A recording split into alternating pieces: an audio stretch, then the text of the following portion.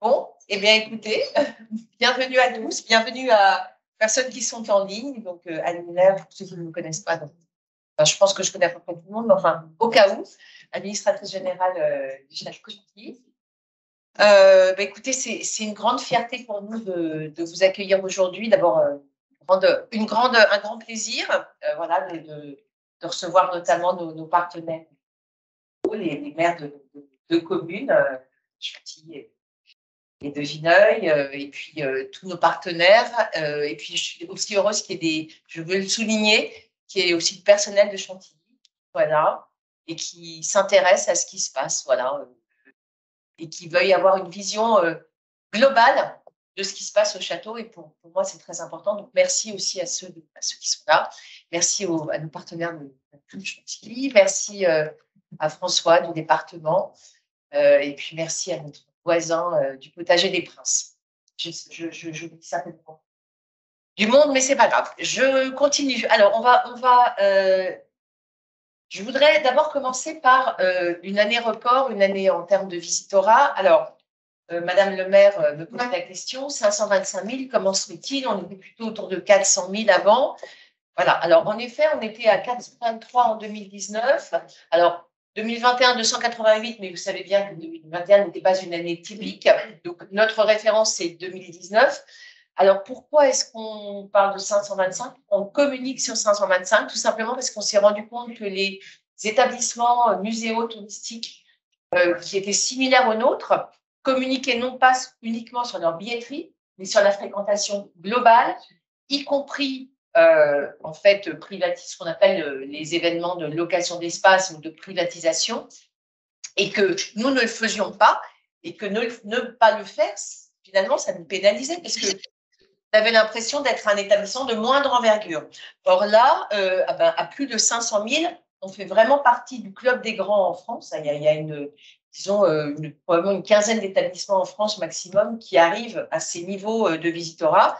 Et on est donc juste derrière le Louvre-Lens en région Hauts-de-France, qui affiche à 576 000, mais avec beaucoup de gratuité, ce qui n'est pas notre cas. Voilà. Donc, voilà, donc je voulais vraiment insister là-dessus, non seulement la billetterie, les spectacles, les caisses, bien sûr, les expositions, Journée des plantes, pique-nique en blanche que nous organisons nous, mais les gens qui viennent au château dans le cadre d'autres événements, le Rocher des Trésors, voilà, le Jazz Festival, les festivals. Je passe à la slide suite. Voilà. Donc, en effet, vous avez. Donc, je vais. Revenez juste en arrière. Donc, on va rentrer dans le détail, mais vous voyez donc la variété de ce qu'on propose. Hein, c'est vrai que Chantilly, souvent, les gens disent c'est difficile de parler de Chantilly parce qu'on est beaucoup de choses à la fois. Ben, ça, on l'assume. On assume qu'il se passe toujours quelque chose à Chantilly et qu'on ait beaucoup de choses à la fois.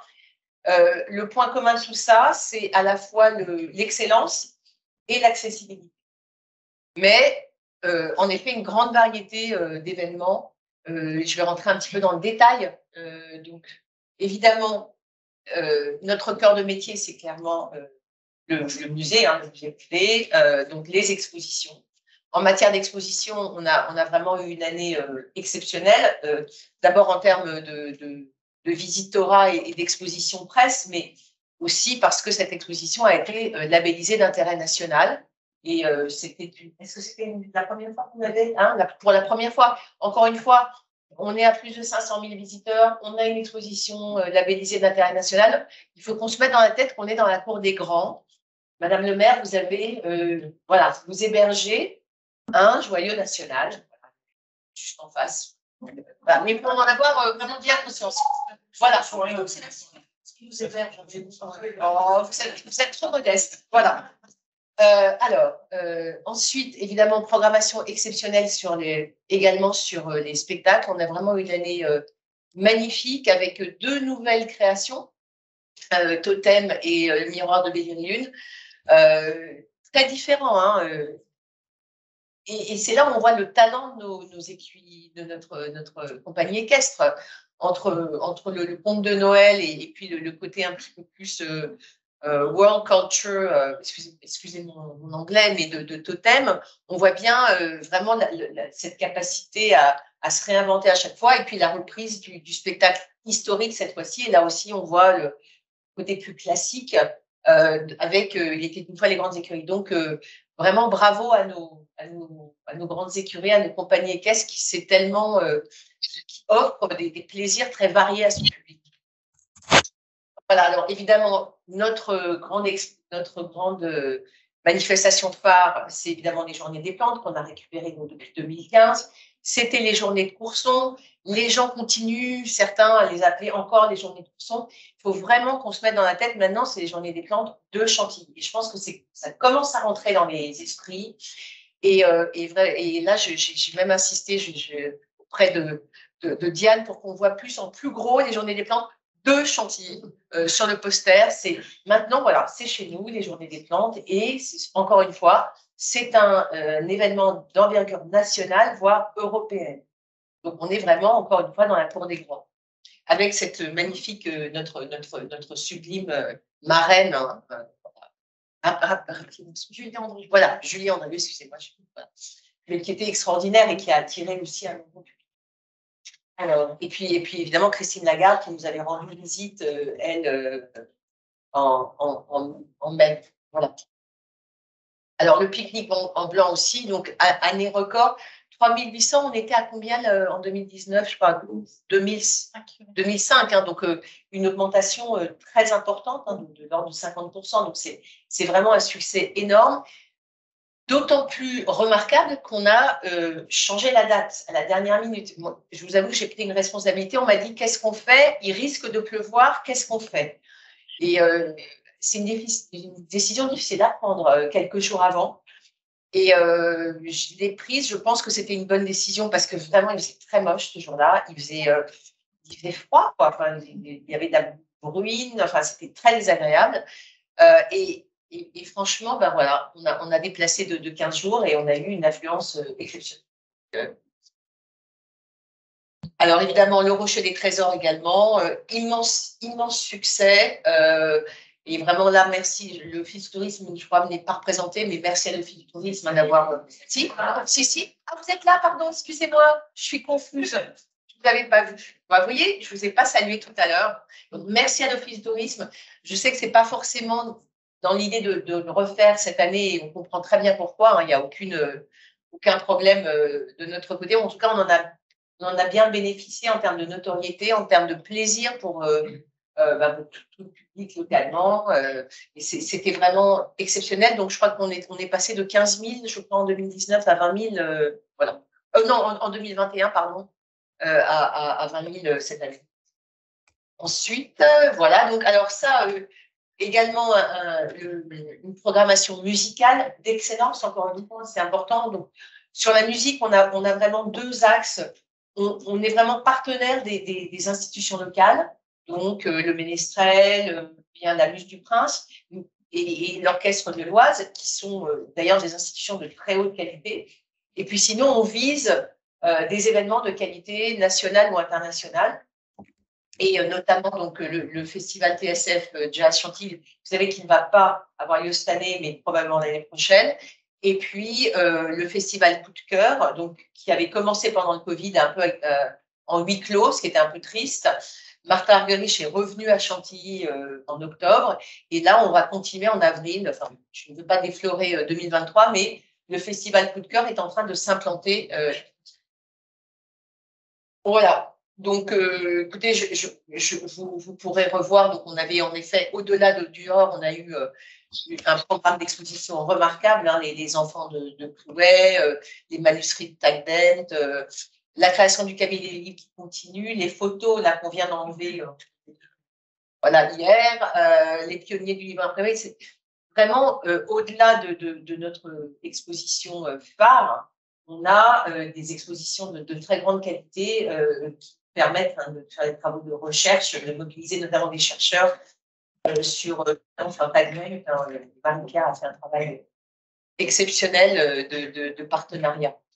Avec quelle institution? Avec la BULAC. Avec la BULAC. Voilà. Les langues et civilisations et l'Institut de recherche et d'histoire des textes. Voilà, donc vous voyez que c'est non seulement le plaisir du public, mais c'est du sérieux derrière. On fait avancer la recherche. Voilà. Alors, également d'autres événements, donc par exemple le Chantilly à élégance qui attire toujours beaucoup de monde et qui va je crois, bouger, qui est là tous les 2 ans et qui va déplacer normalement à juin en 2024. On a eu des événements pour les Journées européennes du patrimoine. On a d'ailleurs montré les tableaux du Duc d'Aumale en cours de restauration. Bon, voilà, je ne vais pas rentrer dans les détails, mais enfin, en tout cas, vous savez que c'est passé beaucoup de choses, donc qui est tout près et on en est très fiers. Voilà, donc une année record. Je vous laisse, voilà, également nos événements privés, donc que l'on valorise maintenant dans notre fréquentation, des visites privées, des tournages, notamment la carte au trésor, meurtre à Chantilly. Je suis impatiente de voir. Pas qu'il se passe un truc aux écuries.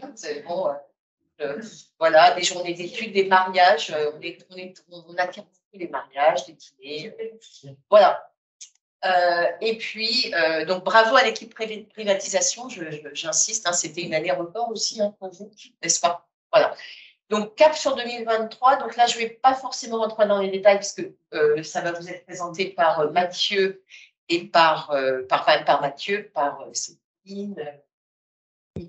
Sophie, voilà.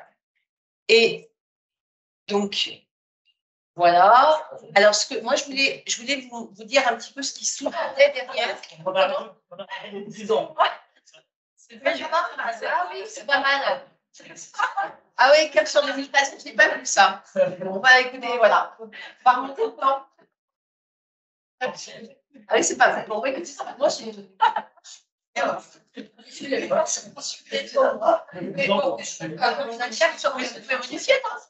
Vous modifierez si ça vous dit pas. Ouais, vous modifieriez.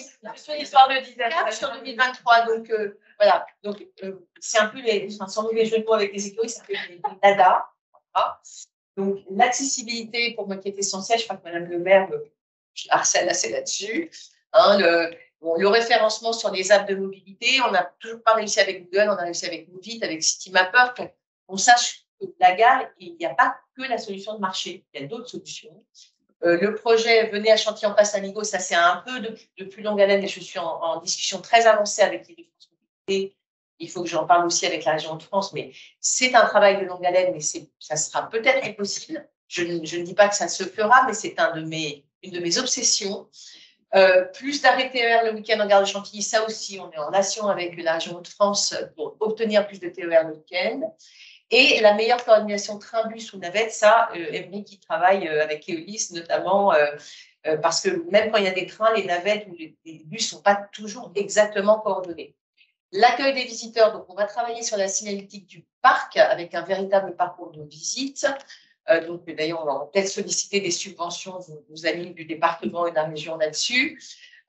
On va améliorer l'accueil et l'offre des familles, et notamment avec une programmation enrichie à Pâques, à la Toussaint, à Noël, pour mieux accueillir les familles. Et la refonte du parc est aussi une composante de cela.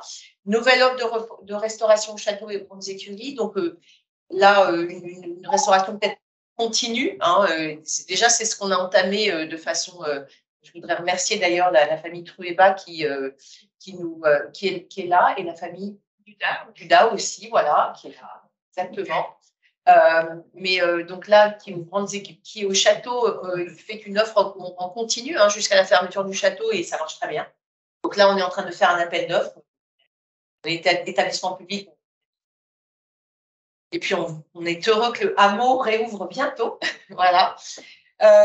Et puis, on va aussi créer un accès parc à vélo pour les détenteurs de passe annuel. Mais uniquement pour les détenteurs de passe annuel. Et puis, la notoriété, très important aussi pour moi. Donc, encore une fois, il faut assumer notre place dans la cour des grands. Donc, on aura une belle campagne de notoriété dans le métro prochainement à Paris. Des campagnes digitales renforcées à destination des touristes parisiens. C'est effrayant parce qu'on vous traque sur votre portable et on vous envoie des messages. C'est aujourd'hui, c'est comme ça que ça se passe. Des expositions à Roissy, Charles de Gaulle et en gare de Chantilly-Vieux. Le panneau, donc Chantilly sur l'autoroute 1 auquel on travaille. Et puis, c'est en cours. Et puis, encore une fois, des événements de haute qualité à des prix accessibles. Donc, notamment, voilà, je vous ai parlé de coup de cœur. Et puis, et on a d'autres idées, mais dont je ne peux pas encore vous parler parce que ce n'est pas encore acté, mais la programmation n'est pas définitivement arrêtée. Je vous remercie et je passe la parole à mes collègues.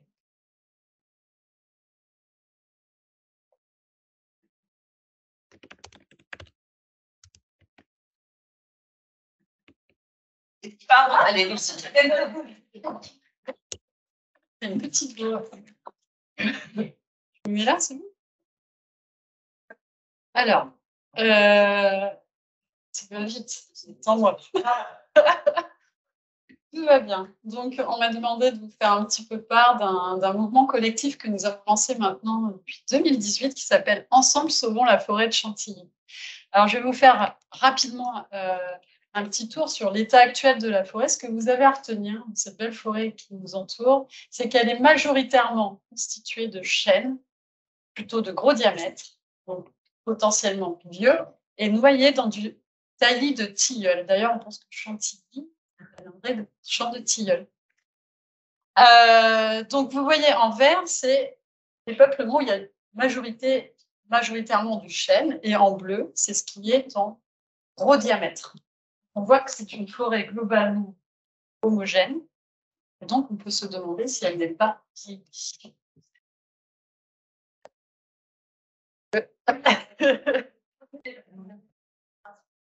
Voilà. Alors, en 2018, on se rendait compte que la forêt n'allait pas très bien. Vous voyez des arbres adultes mourir. Et donc, vous voyez sur cette cartographie, à un instant donné, l'étendue de ce dépérissement. Donc, tout ce qui est rouge et orange, voire jaune maintenant, indique une situation assez préoccupante. Et donc, on a à peu près, à travers la forêt, 24 années de production de bois qui sont sur la sellette, c'est-à-dire qui présentent des signes inquiétants de dépérissement.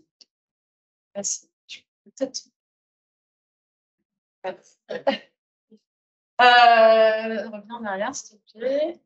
Désolée, je n'avais pas prévu. Je pensais passer moi-même. Ce que je voudrais juste que vous reteniez, et ce n'est pas pour tomber dans le mélodrame, c'est qu'on est dans un nouveau. Il va bien falloir s'y faire. Et donc, on a pris les devants et on a décidé de comprendre ce qui se passait, ce qui faisait que les arbres étaient mis à mal et à quoi on allait devoir être confrontés. Et donc, dans ces nouvelles choses avec lesquelles les gens qui travaillent comme nous dans la nature, que ce soit dans la forêt, les parcs, les champs, eh bien, il va falloir qu'on travaille avec deux indicateurs.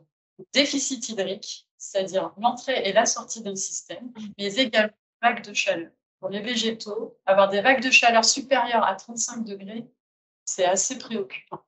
Et donc, vous voyez, on a reconstitué grâce aux archives du château le climat de Chantilly jusqu'en 1680. Et vous voyez que tout ce que vous avez en jaune, ce sont des températures qui sont au-dessus de ces des vagues de chaleur qui sont au-dessus de ces 35 degrés. Et donc, on voit qu'avant, c'était assez rare et que c'est devenu, depuis 1950, ça s'est accéléré. Et depuis les années 90 et 2015, là, on bat les records, c'est devenu monnaie courante. Donc, les arbres, pour vous dire, ils ont entre 200 et 250 ans et d'un seul coup, ils se prennent tout ça. Voilà. Et puis, bah, comme c'est compliqué, la nature nous a envoyé un ami qui s'appelle le hanneton. Ceux qui ont des jardins dans le coin, ils doivent connaître. Et donc, qui a une larve qui reste 4 ans dans le sol et qui dévore en fait les racines des plantes, pas seulement que des arbres. Voilà. L'autre facteur un petit peu compliqué pour nous forestiers, c'est une surdensité de grands animaux qui consomment en fait les repousses de la forêt. Donc, on a des adultes qui meurent et on a une difficulté à renouveler parce que tout ce qui repousse est consommé, ce qui oblige à mettre des affreux grillages à travers la forêt, soit à peu près 110 km de grillage actuellement. Voilà. Donc ça, c'est pour vous illustrer. Si on ne fait rien, on arrivera à ça. Voilà, une lande. C'est ça. Si les arbres n'arrivent pas à réinstaller tout de suite, il y a une dynamique qui se casse. Et il faut qu'absolument il y ait des jeunes qui prennent le relais. Donc, c'est ce vers quoi on va s'efforcer dans les années à venir. Parce que plus 4 degrés, hop, à travers la planète, c'est ce qui vous fait passer d'un système à un autre, c'est-à-dire d'une toundra à une forêt de montagne, à une forêt tempérée, où on est actuellement. Et plus 4 degrés, ça veut dire forêt méditerranéenne. C'est pas le même paysage, ni les mêmes arbres. Et ensuite, c'est la steppe et les déserts. La France, voilà, la France va subir ce saut de plus 4 degrés. Donc, on doit juste s'y préparer. Voilà. Donc, je vous ai situé Chantilly sur cette carte. Hop. Et donc, vous voyez que vers 2070, en France, nous devrions arriver, selon le GIEC, à ce plus 4 degrés. Et on voit ces fameux biologues, les tendances méditerranéennes qui remontent. On est en plein dans un couloir. Ce qui fait qu'on est très intéressant pour les scientifiques, parce qu'on est au nord. Et on va prendre ce couloir, on se le prend déjà en fait avec 15 ans d'avance. Voilà, petit coup de chaud. Alors, pour vous faire comprendre, parce qu'il y a des gens qui pourraient être contre, oui, bah voilà, planter des espèces qui ne sont pas d'ici, c'est très embêtant. Ouais, c'est embêtant, sauf que le souci, c'est que les peuplements que l'on a actuellement, naturellement, ils ont mis 13 000 ans à nous arriver, et en particulier le chêne. Donc, il va falloir s'appuyer sur ce que la nature a fait pendant 13 000 ans pour repeupler cette jolie forêt de Chantilly. Donc voilà, donc ce collectif, en fait, on a décidé de regrouper tout le monde, d'être totalement transparent pour, en fait, faire face à ce nouveau challenge. Et donc, c'est un choix fort et courageux du propriétaire parce qu'on pourrait se sentir démuni face à cette situation et ce n'est pas du tout le message qu'on veut lancer. Et aujourd'hui, le collectif compte à peu près 300 bénévoles et 40 chercheurs mobilisés sur le cas d'école de Chantilly. Donc voilà, la forêt, sa conservation, elle ne se fera ni spontanément, ni en libre évolution, on a des preuves scientifiques. Et nous, on se remet aussi en question dans nos pratiques. Nous avons cessé les coupes, nous avons mis en place, on est en train de mettre des couloirs de circulation des engins pour ne casse plus le sol. Voilà, on essaie d'avancer et surtout, il faut qu'on relève un certain nombre de blocages. Voilà. S'il y a des choses à retenir, ce n'est pas non plus impossible. Il faut... Le stress hydrique, ça va être un peu compliqué pour nous, on ne peut pas arroser la forêt. Mais il faut qu'on trouve des astuces pour avoir une forêt capable d'absorber ce stress hydrique. Les grands herbivores, on va travailler avec nos amis partenaires chasseurs et on va se remettre aussi en question pour trouver un équilibre et une répartition. La pullulation des hannetons, il faut que la recherche avance en urgence sur ce sujet. Il faut savoir qu'aucun produit n'est autorisé aujourd'hui en forêt. Et du coup, ça cherche. L'effritement du modèle économique, eh bien oui, nos gros arbres, c'est quand même ce qui finance leur vente, la reconstitution et l'entretien de cette forêt qui, je le rappelle, est ouverte à tous, profite à tout le monde. Et donc, si on perd ces arbres, on perd vraiment un modèle économique. Et une société, malheureusement, qui perd foi en l'impartialité de la science. Donc, il fallait que les scientifiques, s'ils viennent nous aider, eh bien, ils renouent contact avec les populations. Et en cela, Chantilly est exceptionnel. C'est vraiment un lieu de rencontre. Voilà, donc je vais passer. C'est les petits chantiers qu'on a mis en place. Ça, donc on a à peu près 13 laboratoires qui travaillent à travers la France avec nous. 35 actions de recherche. Dans les actions que nous avons menées, on est en train de terminer une cartographie très fine qui est unique dans le monde, on peut en être fier quand même. En fait, on a étudié le sol qui représente toute la diversité française à Chantilly. On est en train de diagnostiquer ces sols, voir comment ils sont constitués, aussi bien d'un point de vue minéralogique, structure, mais aussi microbiologique, parce que les microbes sont essentiels à la survie de la forêt. Et grâce aux bénévoles, on va avoir une cartographie à 70 mètres près de toute la forêt. Donc, on va vraiment connaître ce sol en précision. On étudie aussi les insectes, on étudie les espèces d'arbres à amener, des modèles qui nous permettent de prédire quelle va être la trajectoire climatique, parce que ça va être assez mouvant dans les 50 ans à venir.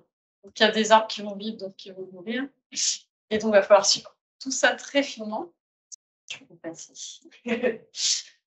Et ça, c'est un vol qui vient de se terminer. LIDAR va avoir une échographie 3D de chacun de nos arbres et on va être capable de dire où sont les arbres vivants et où sont les arbres morts actuellement.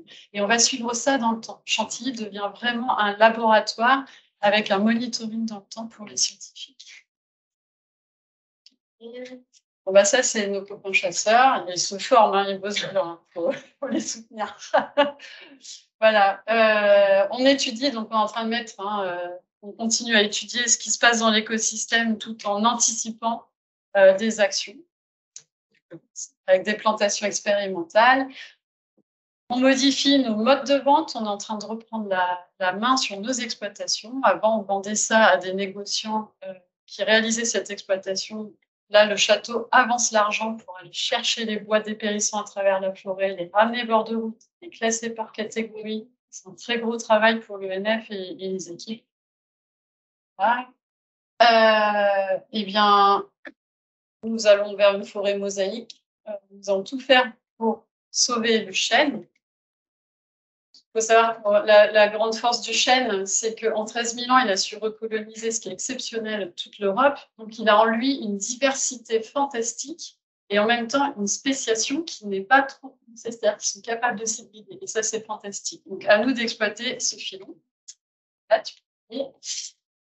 On est en train de travailler sur les bilans carbone. Tout le monde en parle, mais la forêt, son rôle, ce n'est pas forcément de compenser le carbone des autres, et c'est d'elle-même de ne pas devenir un puits face à la situation climatique, une émettrice de carbone.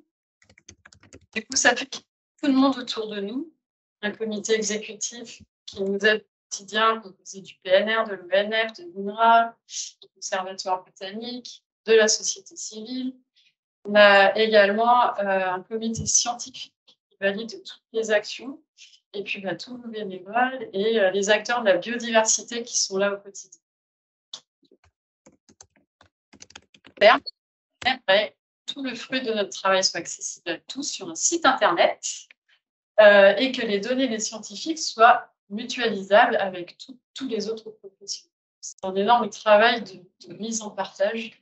Voilà, ça y est, je laisse.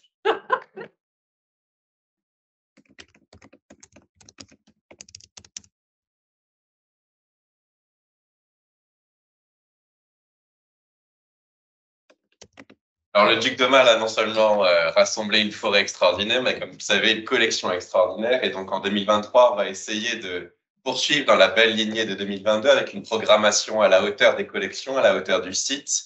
Vous savez, on a une grande exposition par an, on va en parler. Cette exposition sera consacrée à Ingres. Mais auparavant, au sein du château, au sein du cabinet d'art graphique, au cabinet des livres, on va vous proposer une programmation d'exposition pour faire en sorte que dès qu'on vient à Chantilly, il y a une exposition temporaire qui met en valeur nos collections.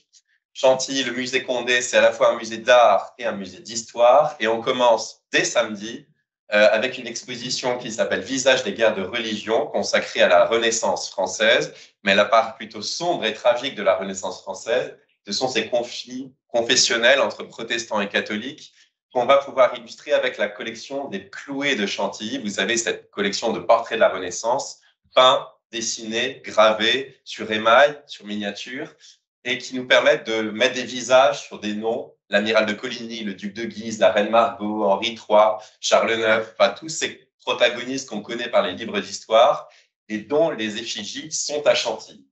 Et donc, c'est une façon pour notre public de renouer avec cette histoire, de parler du duc de Guise, de l'amiral de Coligny. On va aussi montrer un certain nombre d'autres protagonistes, notamment des femmes. Les femmes ont un rôle essentiel dans cette Renaissance française.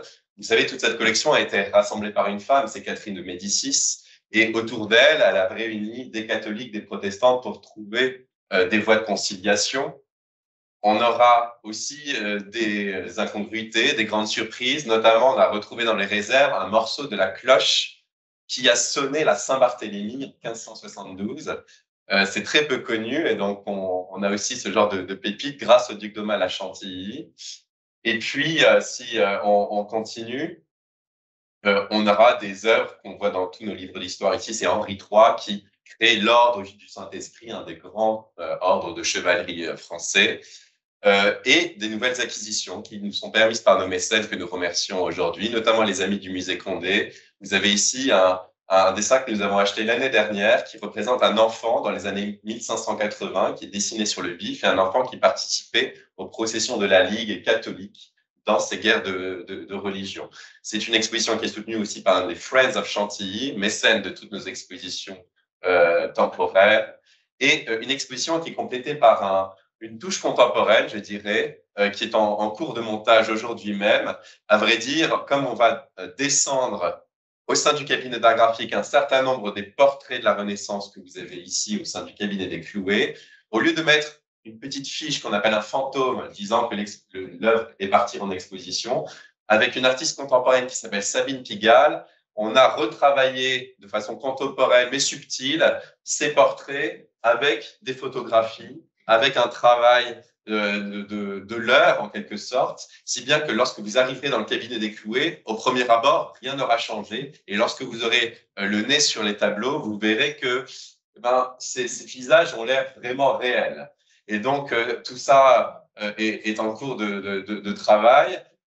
Évidemment, c'est aussi une façon de mettre l'accent sur la balafre du duc de Guise, la boucle d'oreille d'Henri III, donc tous ces topoi, tous ces motifs qui sont passés dans la postérité.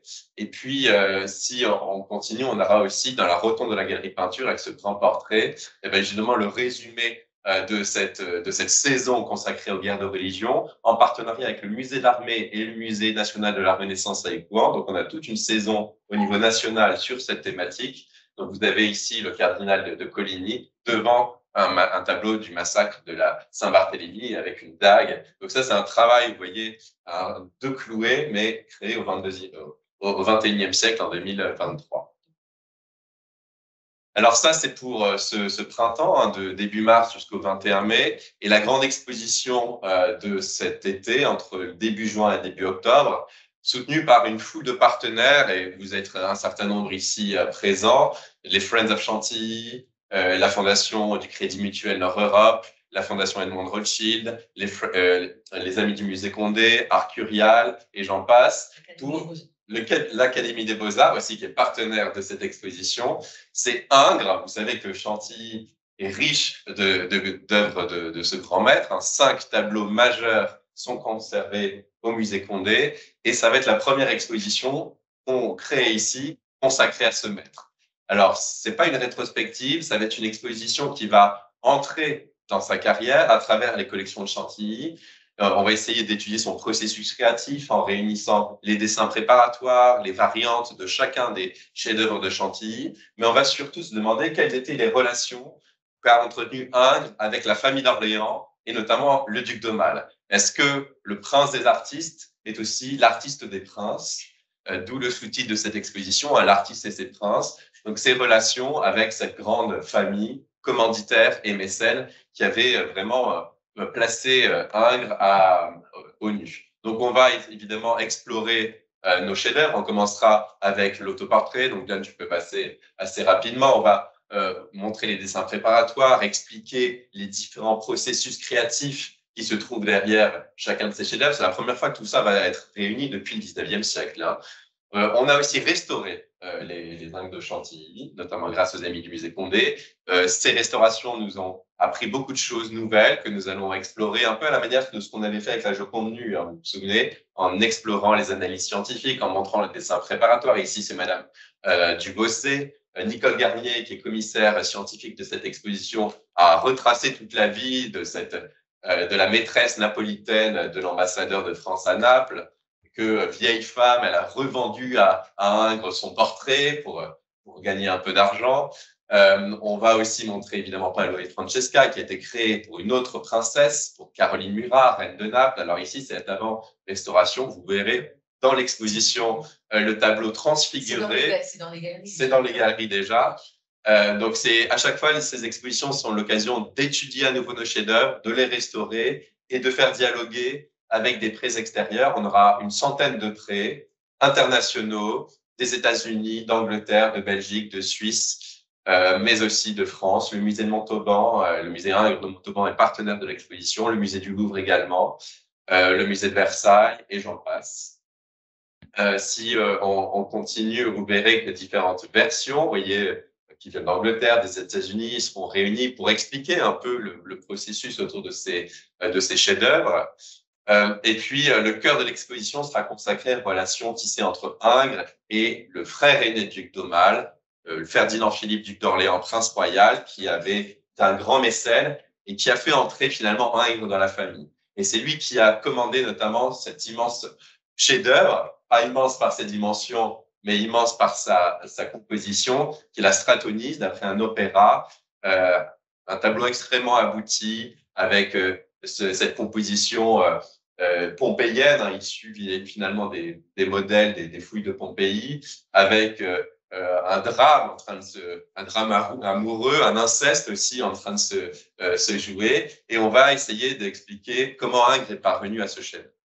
Et donc, ce qu'on pourra voir, c'est les modèles, notamment le maître d'Ingres, qui est David, le grand David, qui avait déjà représenté ce thème.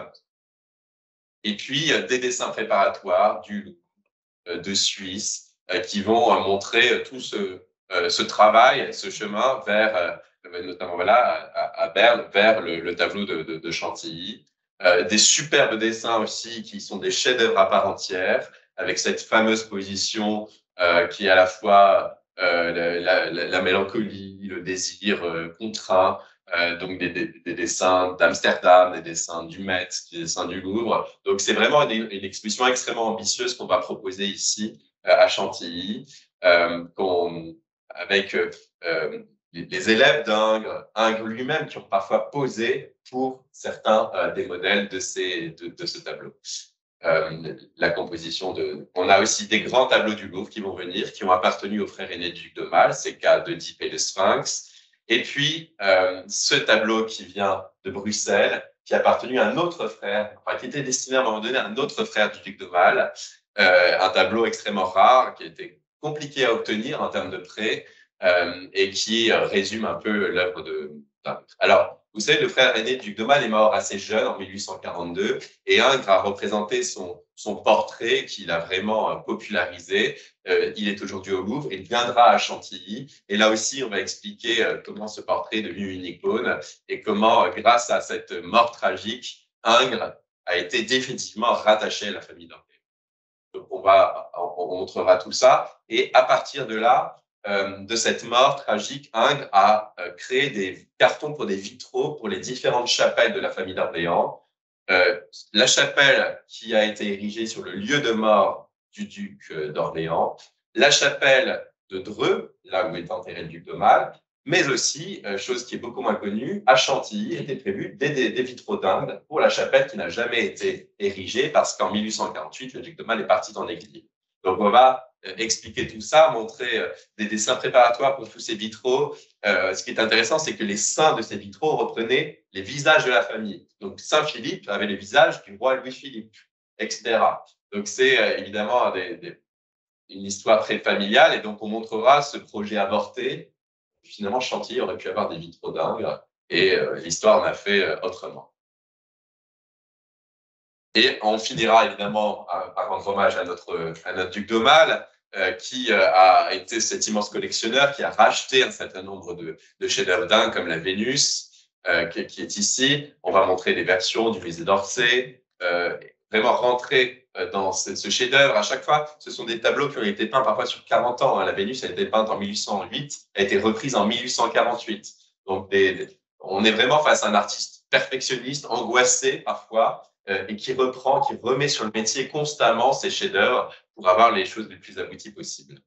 Et puis des dessins que le duc d'Aumale a failli acheter et qu'il n'a pas acheté, qui sont aujourd'hui au Louvre. Et donc, on va finalement achever son rêve en les montrant temporairement à Chantilly. Et puis, pour finir, on a une icône absolue, le plus beau tableau des États-Unis, qui vient à Chantilly. Il est à la Frick Collection. C'est le portrait de Madame d'Aussonville. Alors, Madame de Sonville, c'est une aristocrate, une grande mécène qui a rencontré Ingres à Rome en 1840, qui a vu la Stratonice en train d'être peinte et qui a adoré ce tableau. Et elle a tissé des liens avec Ingres et de retour en France, alors qu'Ingres était retourné lui aussi en France, elle a demandé avec son mari un portrait. C'est une icône qui est aujourd'hui à New York, une icône qui ne voyage jamais. Et on a la chance d'avoir d'excellentes relations avec la Frick Collection de New York pour pouvoir montrer ce tableau qui est... Enfin, vous allez sur la 5e avenue, vous avez des kakémonos avec Madame de Sonville. Et donc, on aura, j'espère, dans la ville de Chantilly, des kakémonos avec cette icône. Alors, Madame de Sonville, c'est la fille, la mère, la sœur et l'épouse d'académiciens. Donc, elle est parfaitement chez elle à l'Institut de France. C'est aussi une beauté, en fait. On a dit qu'Ingres était amoureux d'elle, c'est pour ça qu'il a tellement réussi son portrait. Et puis, elle a ce geste particulier qui est celui de la Stratonice, du tableau de Chantilly. Donc, vous voyez, la boucle est bouclée. Et finalement, c'est aussi une grande orléaniste. Sa famille est proche de la famille d'Orléans, elle est proche de la famille du duc d'Aumale. Et donc, on va finir en beauté cette exposition avec ce portrait qui va faire l'événement à proprement parler. Et parallèlement, au cabinet d'art graphique, Baptiste Rolly prépare une autre exposition qui va explorer davantage ce 19e siècle. Et donc, je lui laisse la parole.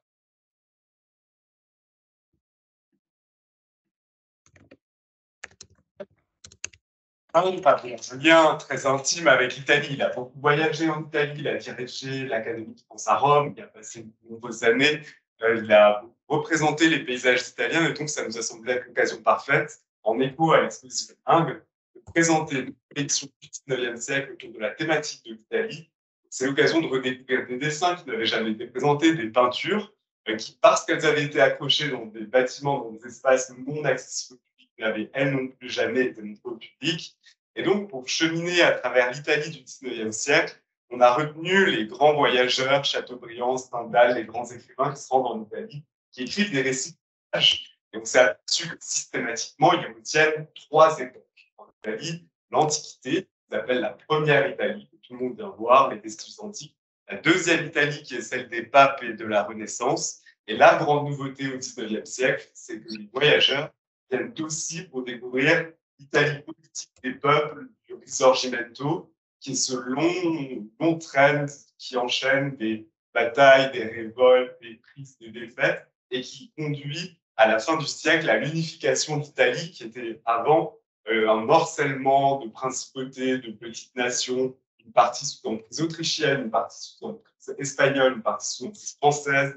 Et donc, au XIXe siècle, l'Italie s'unifie, les peuples se soulèvent contre leur prince, et ça fascine les voyageurs, comme ça n'avait jamais fasciné avant.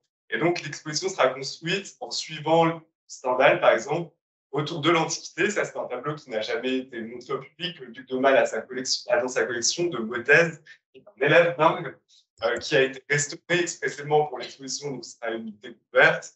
Ensuite, il y a d'autres exemples. Ici, c'est un dessin, parce que les artistes vont en Italie pour faire des relevés d'après l'Antiquité, pour s'en inspirer, pour constituer un répertoire de modèles. Ça, c'est une autre œuvre qui n'a jamais été présentée au public. Pourquoi? Parce qu'elle appartient en fait à l'Académie des Beaux-Arts, à une collection très particulière qui est la collection Comtesse de Caen, que le château de Chantilly a hébergé, donc le château de Chantilly s'est occupé, et qui a été mise en dépôt et qu'on a réussi à récupérer du musée d'Orsay pour la présenter au public pour la première fois à Chantilly. Un autre exemple dans les collections de ces artistes qui voyagent en Italie, c'est Félix Dupan, qui a pris une part essentielle à la reconstruction du château de Chantilly, qui voyage à Pompéi, qui reconstitue de manière fantasmée ce qu'il imaginait être la vie à Pompéi, à Herculaneum, dans tous ces grands sites antiques. La deuxième époque à laquelle on s'adresse, c'est la Renaissance. Donc là, c'est une vue de la Villa Médicis qui fait 2 mètres, qui était énorme. C'est un relevé d'architecture qui a été dessiné, qui n'a jamais été présenté non plus et qui sera pour la première fois à Chantilly, qui a été restauré pour l'occasion. La Villa Médicis, c'est le lieu qui héberge tous les récipiendaires du prix de Rome, c'est-à-dire ceux qui obtiennent une bourse parce qu'ils réussissent un concours et qui peuvent passer 4 ans à Rome aux frais de l'État pour copier tous les vestiges, découvrir tous les sites, tous les musées, s'en inspirer. Donc ça, c'est l'exemple des œuvres qu'ils réalisent au cours de leur pension. Ils vont visiter toutes les grandes villes d'Italie, ils font des relevés d'après l'antique, d'après l'antique. Et on va présenter aussi des photographies parce que la photographie change complètement la perception des voyageurs au XIXe siècle auparavant. Il fallait vraiment se rendre en Italie, découvrir sur place les monuments, les grandes sculptures. Au XIXe siècle, les agences touristiques apparaissent, les guides touristiques apparaissent, les photographies apparaissent, et tout ça change complètement le rapport aux vestiges antiques, puisque vous pouvez découvrir les œuvres d'art depuis Paris sans voyager en Italie. Là, c'est un exemple du Moïse de Michel-Ange, qui est une sculpture parmi les plus célèbres de la Renaissance. Et le duc d'Aumale avait un grand goût, en fait, pour toutes ces reproductions d'œuvres d'art. Et là, on est vraiment dans les toutes premières années de l'invention de la photographie. Et donc, le temps présent, cette Italie contemporaine qui fascine les artistes, le duc d'Aumale a acheté le tableau qui est peut-être le plus iconique de toute cette situation politique de l'Italie au XIXe siècle. C'est une réplique autographe de la Malaria, qui est un tableau monumental qui se trouve au musée d'Orsay, et où on voit en fait des habitants de la campagne de Rome qui fuient la malaria, qui est une maladie qui se propageait dans la campagne romaine, et ils vont s'abriter à la ville, fuir la campagne. Et en réalisant ce tableau, Ernest Hébert livre toute une méditation sur un peuple livré à lui-même, à l'abandon, malade, qui n'est pas gouverné, qui n'a pas d'infrastructure pour prendre soin de lui. Et donc, c'est toute la situation de l'Italie au XIXe siècle. Et donc, on a des œuvres, des dessins de Bartolomeo Pinelli, qui est un artiste, un dessinateur magnifique, virtuose, très apprécié aux États-Unis, presque inconnu en France, qu'on va révéler au public. On a à Chantilly, parce que le duc d'Aumale les a achetés, l'un des deux ensembles de Pinelli. On a reçu un don à l'occasion de cette exposition d'un nouveau dessin de Pinelli qui sera dans l'exposition. On travaille aussi avec des collectionneurs particuliers pour montrer ce portrait de Blanchard, pour montrer à quel point le petit peuple italien, tout à coup, fascine les voyageurs.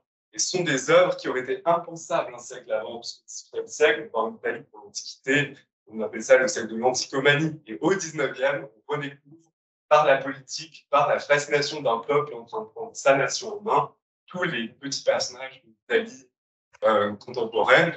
Et ce qui est fascinant dans tout ça, c'est de se demander, le duc d'Aumale, quel regard a-t-il posé sur tout ça? Il avait des propriétés en Italie, il était fils et mari de membres de la famille Bourbon-Sicile, qui était une famille qui gouvernait tout le sud de l'Italie. Et le Risorgimento s'oppose en fait à cette famille. Il voulait chasser du royaume de Naples, rattacher ce royaume à une telle qui serait unifiée.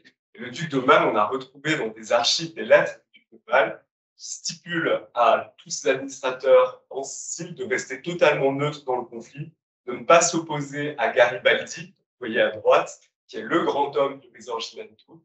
Et en fait, le duc d'Aumale avait, on arrive à le déduire de ses correspondances, les sympathies pour le Risorgimento. Contrairement à ce qu'on aurait pu croire, puisque tous ses intérêts le poussaient au contraire à défendre sa belle famille, la famille de sa mère, mais en fait, il a laissé faire, en demandant à ce que ça s'abstienne de toute intervention. Voilà pour cette première exposition.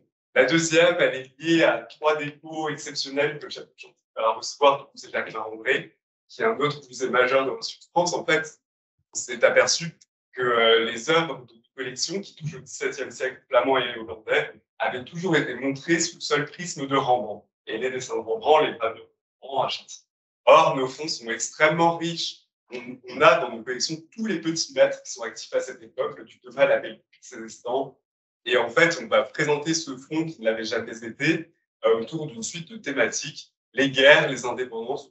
Ici, ce sont des estampes de Goltzius, par exemple, un grand maître de estampes nordiques, qui représentent les soldats, parce que les Pays-Bas, à cette époque, comme l'Italie au XIXe siècle, sont des pays qui s'unifient progressivement en se débarrassant de la domination espagnole vers une partie des provinces unies.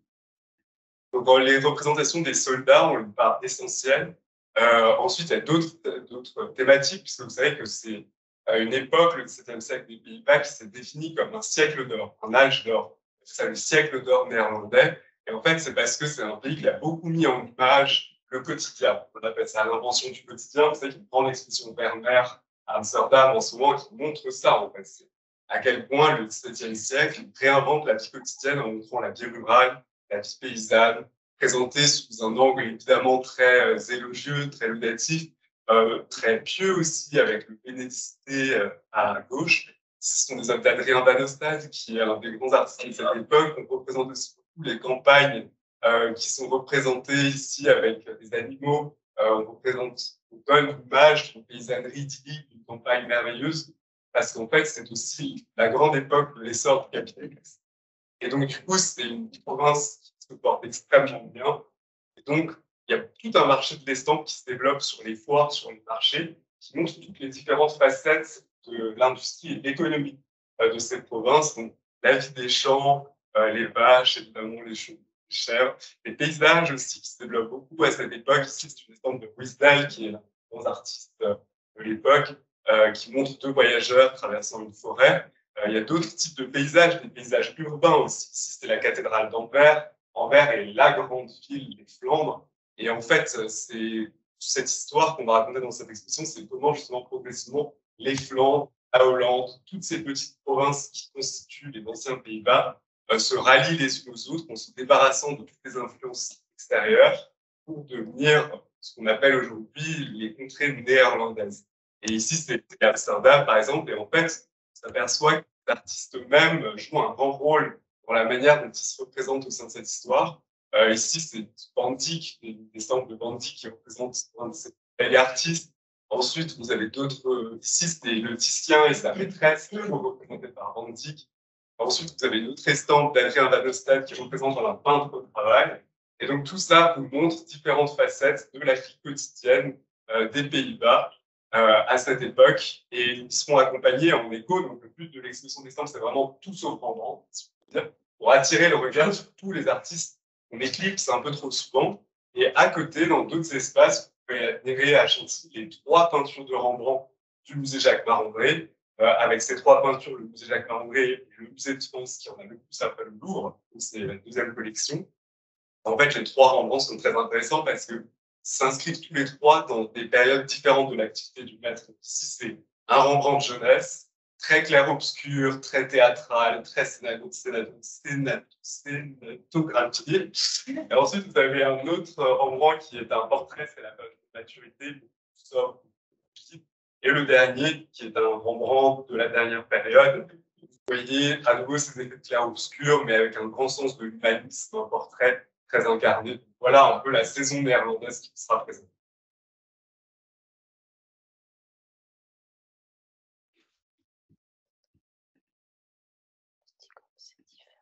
Les livres, une suite de l'exposition qui a commencé en octobre dernier sur la création du cabinet des livres. C'est derrière l'apparente permanence de la présentation, une rotation accélérée des rappeler qu'au sein de l'exceptionnel Chantilly, il y a une exceptionnelle bibliothèque, à la fois par son cadre architectural, mais surtout par ses collections. Donc, l'exposition a 3 objectifs principaux: répondre aux questions du public qui sont nombreuses. La bibliothèque à l'intérieur du musée, ce n'est pas quelque chose de très courant.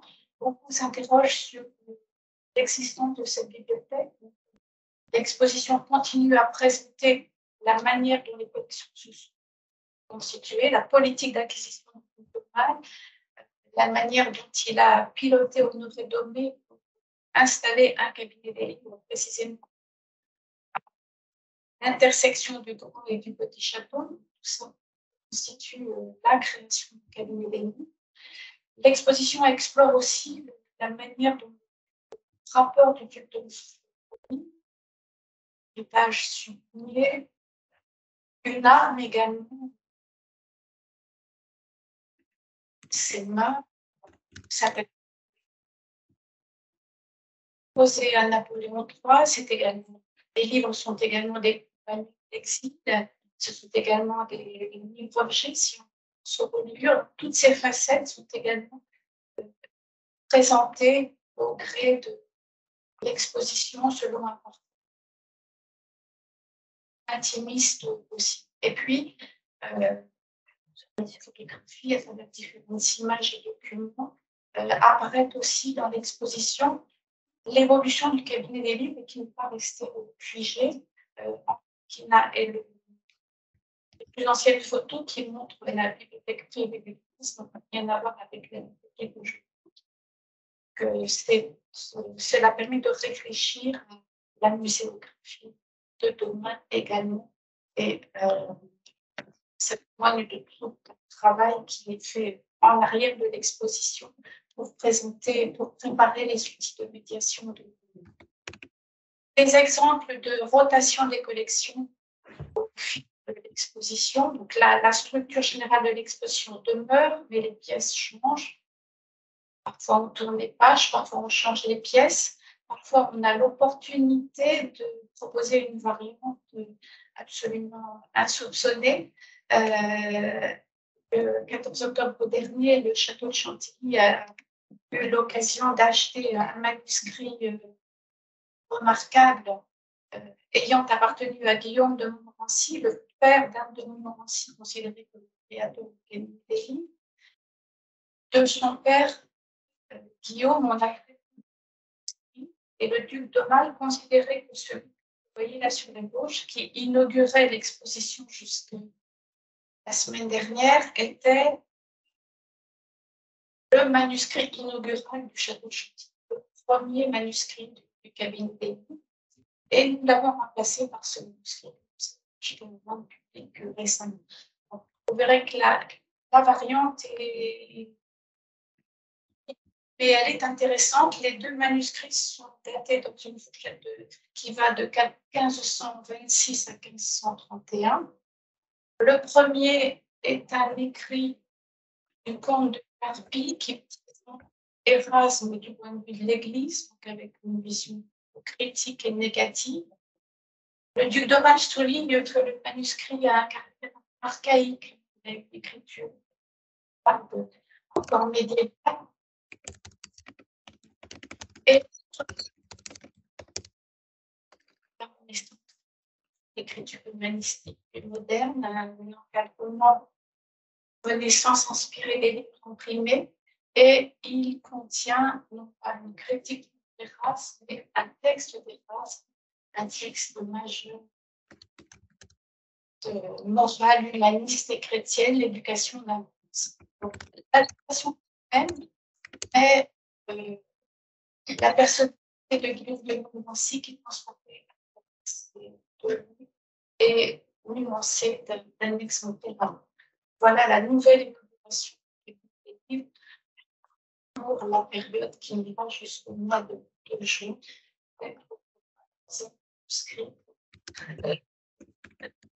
Ouvrir l'exposition qui se poursuivra. Donc voilà une variante qui est au hasard, au bonheur des passages. Et un autre changement dans l'exposition, pendant très longtemps, on a cru qu'on ne possédait pas de représentation de l'intérieur de la bibliothèque que le duc d'Aumale a fait ériger à Twickenham. Et il s'est inspiré de créer Chantilly. Et le mois d'octobre, qui a décidément été bénéfique en inventant des fonds non cotés, non catalogués, on a trouvé cette représentation de l'intérieur de la bibliothèque de la France avec cette structure en fer à double niveau qui permet de planter les livres sur des légères élégance et qui a été pratiquement reprise telle quelle à Chantilly et intégrée à la structure du petit château avec une structure de fer que l'on voit également dans la toiture et qui soutient le faux. Voilà une des nouveautés de l'exposition, mais évidemment, le plus important pour le public, c'est de découvrir les trésors. C'est ce qu'on peut voir. Voilà comment le duc d'Aumale présentait ses collections, ses trésors. C'est ce qu'on aurait voulu imiter, mais malheureusement, l'état des armoires ne le permet pas. Et l'état des collections, parce que ces collections, ces livres qui ont été exposés des années et des années, des décennies, se sont détériorés et que nous sommes en train de restaurer. Nous en présentons quelques-uns qui ont été nettoyés récemment, des reliefs orfévrés du coulage et meute en matière de reliure, ce sont bien sûr des reliures des anciens trésors du pays, d'églises médiévales, comme vous en voyez ici, qu'une reliure du XIIe siècle, rehaussée de plaques d'ivoire, une reliure du XIIIe siècle, rehaussée de plaques d'ivoire byzantines et de superbes pierres. Ce ne sont pas simplement des trésors que le duc de Manille présenté, ce sont des pièces qui ont inspiré son mécénat, puisqu'il a fait changer, il a créé des volumes orfévrés pour ces propres trésors, à savoir les richeurs du pays. Voilà l'écrin des trésors qui est encadré par les symboles et les visages de quatre évangélistes, exactement comme dans les lieux médicaux. Voilà. Des trésors qui, évidemment, en jettent, comme on dit, et puis un autre trésor qui, lui, vient d'être restauré, qui n'a jamais été présenté au sein du château, qui est un manuscrit majeur. C'est le pendant de Berry en amont du sautier de la reine Ange-Blanche, la seconde épouse de Philippe Auguste.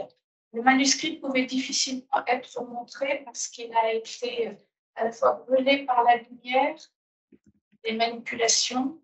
Sa couverture de velours s'était tendue et déformait la reliure de cuir qui était en dessous et qu'on a découvert à l'occasion de la restauration. La restauration a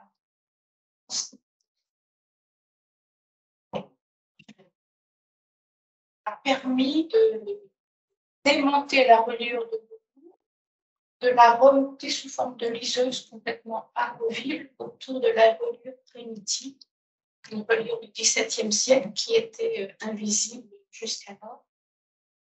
Et à l'occasion du dépoussiérage du livre, on a pu redonner de l'éclat aux superbes planches médiévales qui, elles, sont d'époque et qui témoignent du luxe du livre. Suivante. Voilà donc la page que nous avons exposée, parce qu'elle témoigne, elle résume à elle seule la politique d'acquisition culturelle, un trésor de la peinture médiévale, un tournant de l'histoire de l'art entre le XIIe et le XIIIe siècle, un livre qui a appartenu à un personnage très important, la reine Ange-Blanche, seconde épouse de Philippe Auguste, et un manuscrit qui témoigne à lui seul de l'histoire de France, à savoir la reine Ange-Blanche a eu une histoire difficile puisqu'elle a été repétée par le roi Philippe Auguste au long de son voyage. Et elle est revenue en grâce en 1213, à un moment où Philippe Auguste essaye de se réconcilier avec l'Église, ce qu'il réussit à faire et qui lui vaut peut-être de remporter la bataille de Bouvines en 1214. La reine Ange-Blanche s'est réconciliée en apparence avec moi, mais ça ne m'empêche pas d'avoir gardé avec son entourage, notamment Philippe de Chancelier, certaines distances. Et on en a un très bel exemple ici, puisque dans son chautier, elle a mis les miracles de la Vierge, fait représenter le miracle dit de Théophile. Théophile, c'est un moine dont l'histoire était à la mode à l'époque et qui signe qui a des débours avec son évêque et qui signe un pacte avec le diable et les fonctions qu'on vient voler, dont on l'a privé. Et donc, voilà le miracle. Théophile est très important dans l'histoire puisque c'est une préfiguration du mythe de Faust Théophile signe un pacte avec le diable, mais il se repent. Et sa repentance touche la Vierge qui va voir le diable, récupère le pacte et le Théophile. C'est une allusion subtile à l'égarement de Philippe, qui répudie sa femme, mais se repent et rentre en grâce auprès de l'Église. Voilà la page qui a été exposée avec un beau diable qui, je l'espère, sera le public de tous âges du cabinet des. La fin de l'année, c'est le mois d'octobre, on enchaînera sur un autre type d'exposition plus classique, une exploration d'une strate très importante des manuscrits en Ibérie, une strate dont le duc d'Aumale hérite et à laquelle il s'intéresse à double titre. Ce sont d'abord les manuscrits magnifiques, et les manuscrits qui sont approuvés à Chantilly grâce au temps trouvé, puisque celui-ci a récupéré les données en 1960 dans le duché de Bourgogne. Et à Moulins, en ancienne capitale des ducs de Bourbon, il découvre une quarantaine de manuscrits qu'il intègre aussitôt à ses propres collections, quelques minutes dans l'hôtel de Bourbon, où il se puisque avec l'ensemble des collections en 1794 et restitué au duc de Bourbon et en 1815, au duc de 1815. Le héros du duc de Mal, cette origine pas sans importance. Et duc de Bourbon, les connaissez au moins il y a 15e siècle,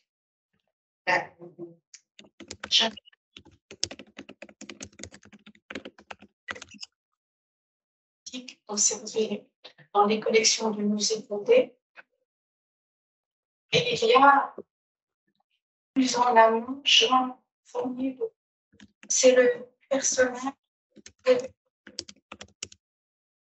Luxus que l'on avait sur les calendriers de juin, de mai, d'avril et de mai, qui est très riche.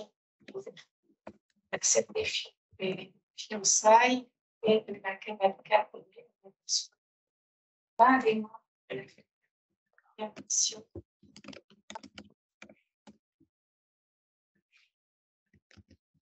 Richesse puisqu'il hérite, il épouse l'une des filles du duc de Bedford. L'exposition se penche sur les 40 manuscrits que nous possédons, mais ces manuscrits ne sont qu'une petite partie de la bibliothèque. J'ai les plus récentes sous la direction de Olivier Mattoni, professeur à l'ESPOD. 600, même, la bibliothèque est aujourd'hui estimée à environ 600 manuscrits, ce qui donne une idée de l'importance de cette bibliothèque ancienne à la fin du Moyen Âge. Une partie est conservée à la Bibliothèque nationale, qui est une œuvre de 6 manuscrits qui entrent avec les manuscrits qui sont à Chantilly et avec les autres œuvres conservées au sein du château de Chantilly. Donc, vous avez ici 2 œuvres, 2 manuscrits que nous empruntons et qui montrent le rôle politique de ces manuscrits. Les ducs de Bourbon, sur le manuscrit de gauche, Saint-Genou de Saint-Louis, en face. Et là, vous savez, le livre d'œuvre de Jean Bourbon, et à grand frais en 2011 par la Bibliothèque nationale de France, et donc ce sera l'une des premières expositions à proximité du diptyque, ce qui lui donnera dans son sens, puisque sur le diptyque,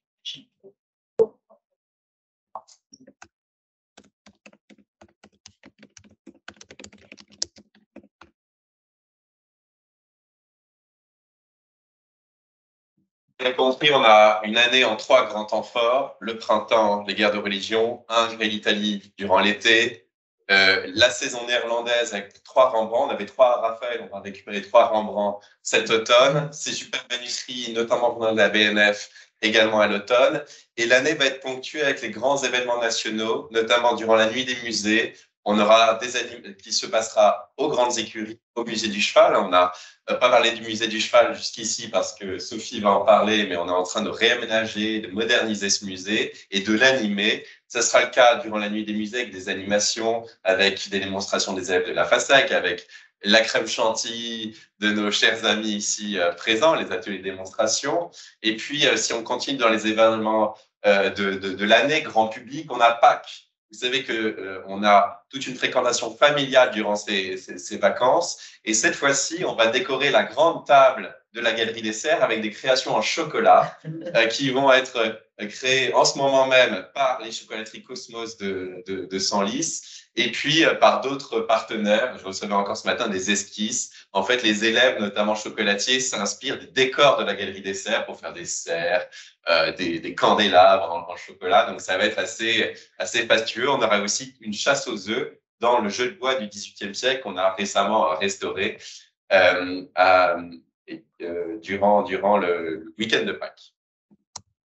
Les journées européennes du patrimoine, le 17 et 18 septembre, avec une programmation aussi en train d'être établie, des chorales également, avec le ménestrel qui va nous accompagner, des animations.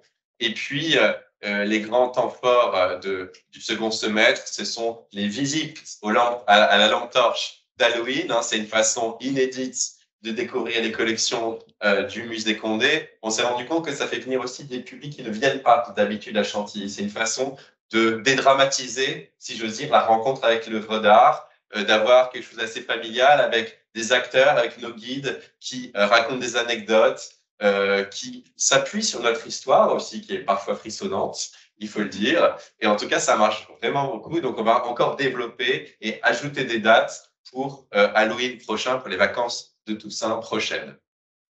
Et puis, les vacances de Noël, un temps fort depuis quelques années et qui vont encore se développer. On travaille beaucoup aux décorations intérieures, extérieures, aux animations.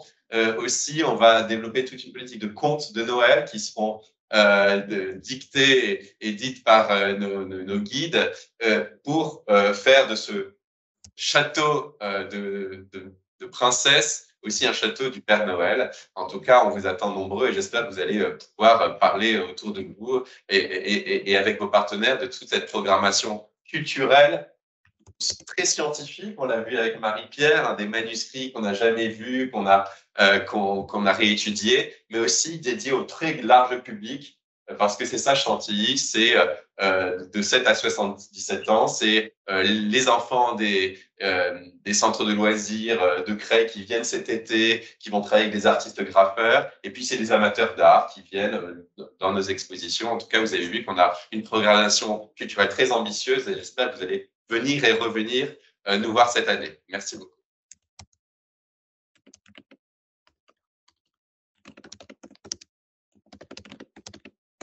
Il est passé derrière Mathieu. Chantilly, c'est aussi une terre d'événements depuis toujours, un lieu de fête et de plaisir. Et au-delà de tous ces événements grand public, on a d'autres événements grand public, tels que différents concerts, comme les 50 ans du Ménestrel, que l'on accueille cette année, les 25 et 26 mars, sous le dôme des Grandes Écuries. Les concerts coup de cœur à Chantilly, Anne en a parlé tout à l'heure avec Martha Argerich. On accueille au mois d'avril, sur le premier week-end 1er et 2 avril, Maria Joao Pires et Capella Mediterranea les 15 et 16 avril. Le triathlon qui revient pour la 14e, non pas 13e édition, le 20 et 21 mai. On avait par habitude les voir débarquer au mois de fin août pour des raisons climatiques aussi. Hein, on surfe un peu sur ce qu'a dit Daisy tout à l'heure. On a dû décaler les dates un petit peu plus tôt dans l'année pour être sûr d'avoir de l'eau cette année, puisqu'on a dû annuler la nage l'année dernière. Donc, on accueillera le triathlon les 20 et 21 mai cette année. Le pique-nique en blanc, qui est prévu sur la date du 24 juin et avec une date aussi en backup début juillet, le 10 juillet, me semble-t-il, au cas où, mais on espère pouvoir le maintenir sur le 24 juin. Et puis, on a une date, enfin, on n'a pas de slide, mais on accueille également le retour des Masters de Chantilly à l'hippodrome de Chantilly les 12, 13 et 14 juillet. Le jumping, oui, tout à fait. Voilà, les journées des plans. Rapidement, retour en mai.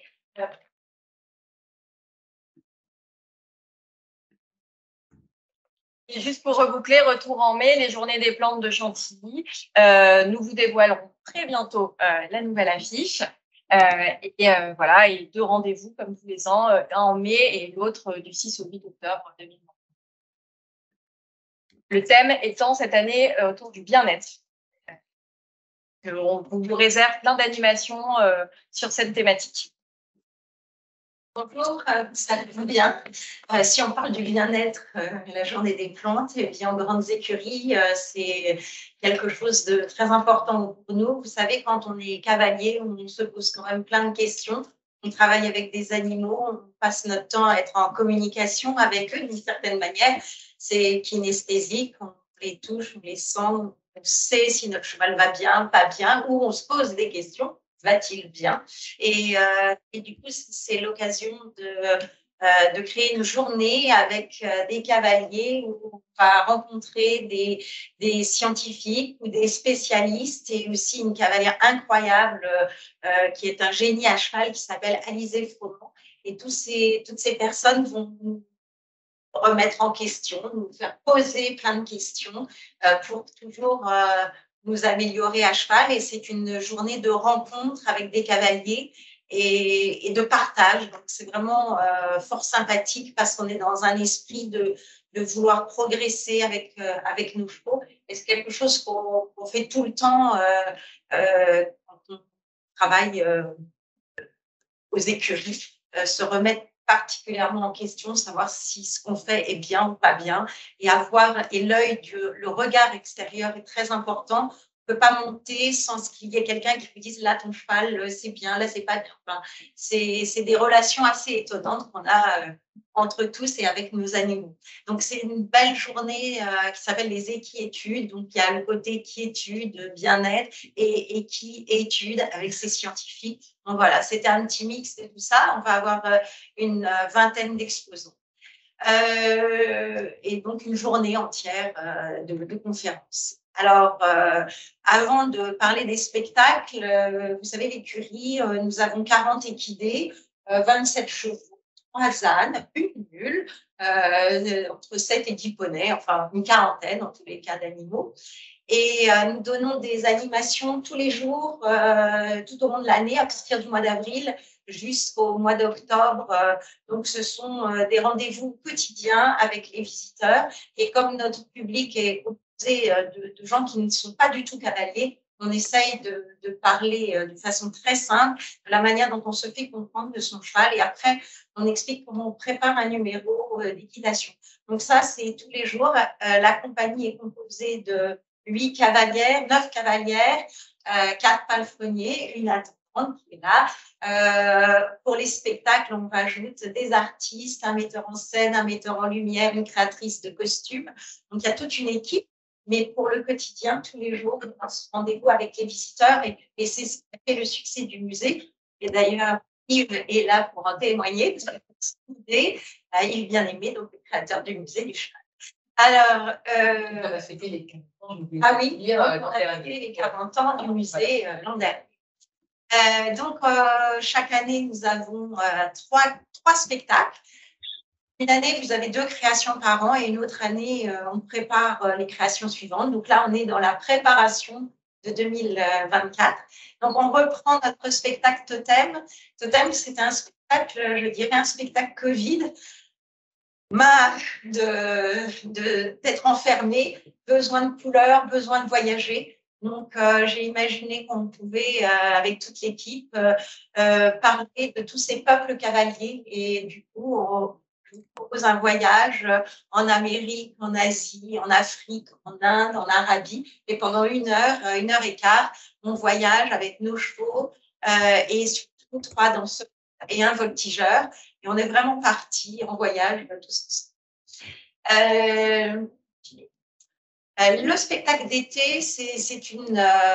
Généralement, l'année dernière, on avait fait Il était une fois les grandes écuries, mais comme on l'avait déjà fait 2-3 fois, on s'est dit qu'on faisait une pause cette année et on allait reprendre des numéros qu'on n'a pas fait depuis longtemps, qu'on aime beaucoup. Donc, ça sera un best-of, plutôt cheval-rêve et poésie, et ça nous permet de retrouver des numéros ou créer des numéros pour l'année prochaine.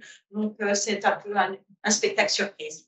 Et enfin, le spectacle de Noël, eh bien, chaque année, nous avons à peu près 30% de nos visiteurs qui reviennent. D'enfants nés devenus parents, grands-parents, et tout le monde revient, donc c'est très sympa. Et par conséquent, on se doit chaque année de créer un nouveau spectacle, une nouvelle histoire. Et bien, heureusement que j'ai une sœur qui a 3 enfants, du coup, est en plein dedans. Elle sait très, très bien ce qu'il faut faire. Et c'est souvent les créations ce sont les créations de Virginie. Et nous, on est au service de cette création.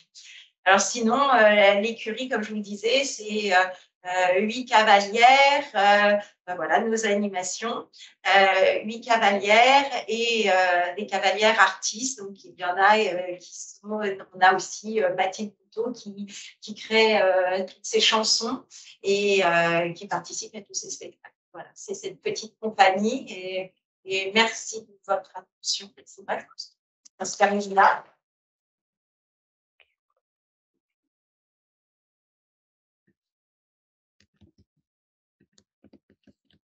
Et je crois que vous avez été très sage, hein, très attentif. Hein, c'est vrai que ça. Et merci aussi à ceux. J'espère que ça s'est bien passé pour ceux qui étaient en ligne. Voilà, je sais pas s'il y a des questions ou si vous voulez reprendre. Je ne sais pas si on prend du café. Je ne sais pas. Voilà, mais si vous avez des questions éventuellement, sinon je laisserai vaquer à vos occupations.